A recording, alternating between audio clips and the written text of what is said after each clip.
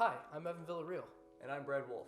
And this is the visual effects breakdown for the Tranquility music video, Truth. We're going to show you how we turned this into this.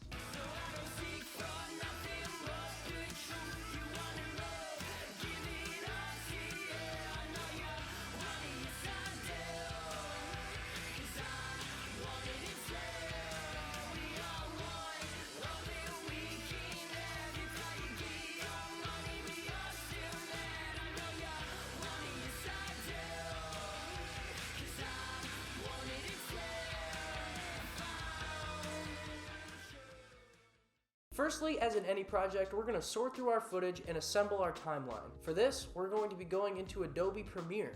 The most important thing for this phase of the editing process is making sure that all of our cuts are synced up with the beats of our song. Aside from making sure that the musical performances are aligned with the audio, we're also going to take this time to chronologically align all of the shots from our visual story.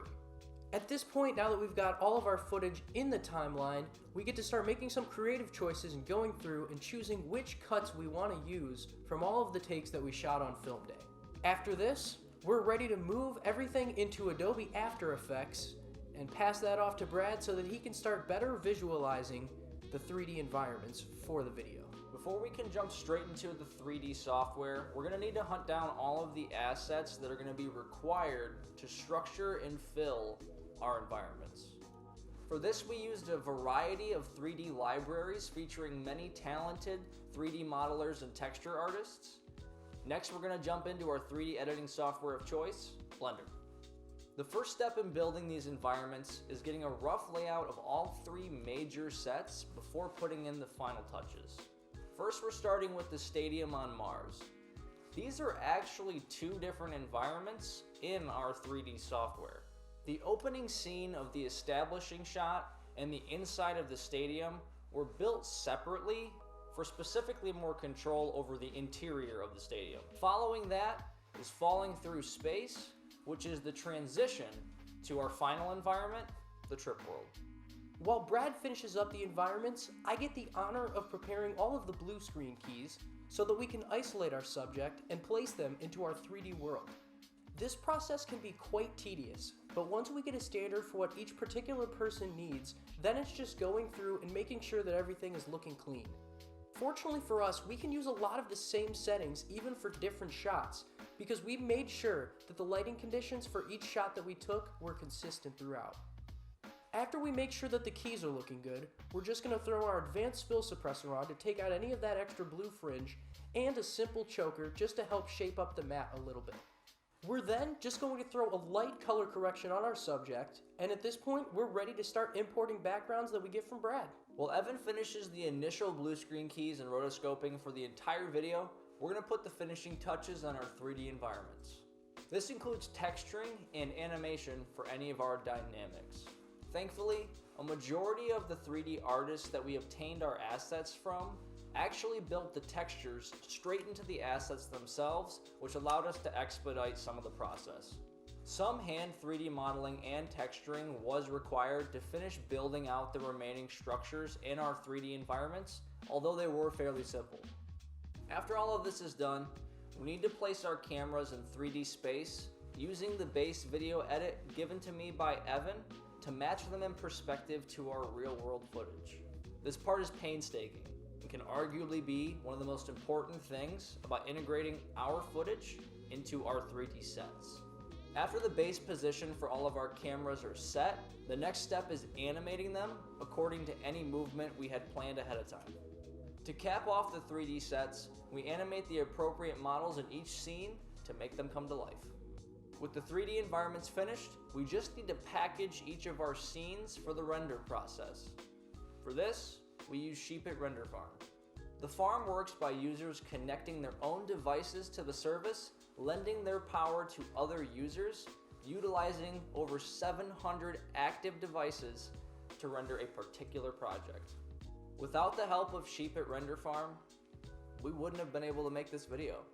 Alone, the 5,000 frames rendered would have taken over 85 days, whereas with the community behind us, reduce that number to less than 10.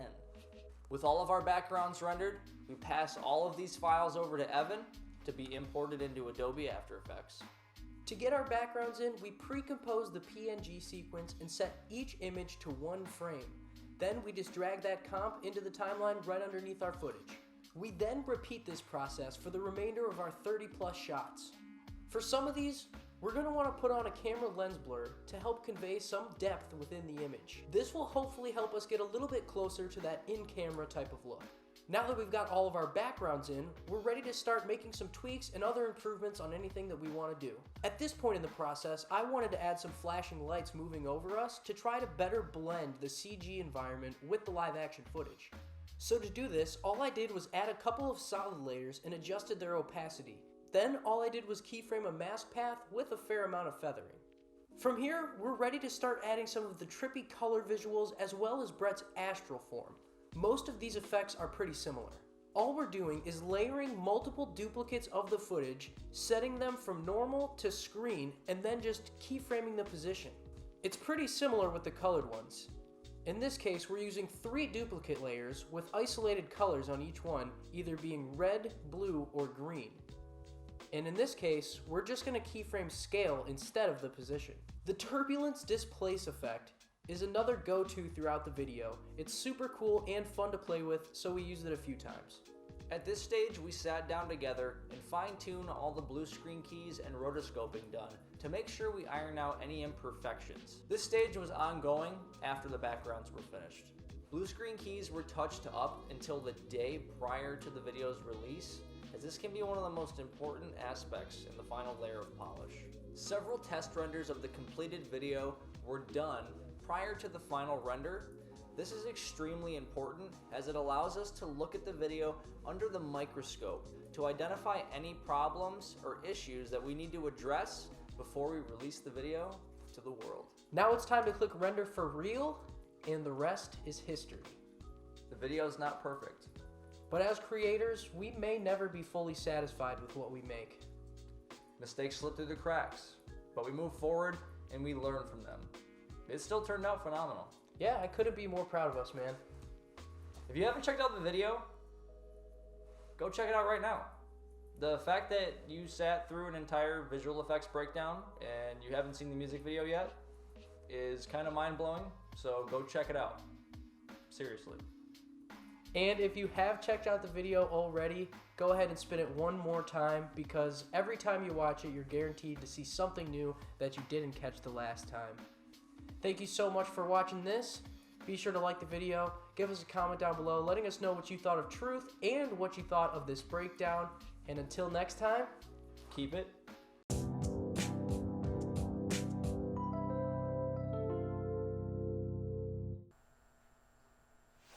that's it. All right.